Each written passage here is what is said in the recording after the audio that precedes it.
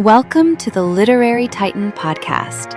In every episode, we dive into a book we've just read and share our thoughts, from best-selling authors to rising literary stars. We read it. Now let's talk about it. Silence Was My First Language is a bruising and deeply personal memoir about a boy who learns silence as a survival instinct, then spends much of his adult life trying to unlearn it. Author Rich Dunning begins in the Bronx, in a childhood marked by poverty, neglect, violence, hunger, and the terror of a stepfather whose presence turns home into a place of watchfulness rather than refuge. The book follows him through displacement, homelessness, young love, ambition, marriage, fatherhood, addiction, relapse, treatment, and finally, the humbling work of recovery. What emerges is not a simple story of overcoming, but a hard-earned account of how trauma travels through the body, through families, through choices, and how healing often begins long after a person appears to have escaped. I found the book most powerful when it lingered on the small objects that carry enormous emotional weight. The roaches and rats in the Bronx basement, the fire escape that becomes a child's watchtower, the blue Nike sneakers hidden in the shed, the sugarcane fields in the Dominican Republic, and the cold procedural dignity of AA all feel like more than scenes. They become markers of a soul trying to preserve itself. Dunning writes with an almost physical intensity, and at his best, his prose has the pressure of memory rather than mere recollection.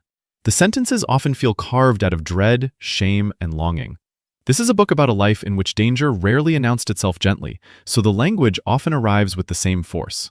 Dunning doesn't let himself off easily, and that gives the book its moral weight. He understands that the abused child can grow into a wounded man who wounds others, and he writes into that terrible inheritance without hiding behind it. His relationship with Gina, his hunger for a father, his reverence for the people who offered him structure, especially Chris, and his painful awareness of what addiction cost his family give the later sections their complexity. I was moved by the way the book turns from fear toward accountability. The ideas in the book ask whether love can survive damage, whether discipline can become another mask, whether faith means surrender or defeat, and whether a person can rebuild a life without pretending the wreckage was useful. The final chapters are raw, chastened, and quietly spiritual, grounded less in triumph than in surrender, repetition, and the courage to stay present. This is a painful book, but not a hopeless one. Its concluding strength lies in the author's willingness to tell the truth about himself as fiercely as he tells the truth about what was done to him. I'd recommend it to readers drawn to candid memoirs of childhood trauma, addiction, family rupture, and recovery, especially those who value emotionally intense writing that wrestles with responsibility, faith, masculinity, and the long, uneven labor of becoming whole. Thanks for joining us on the Literary Titan podcast.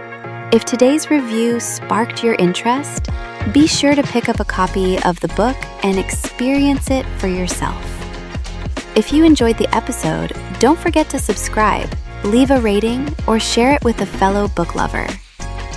Until next time, keep reading, not just to escape, but to grow.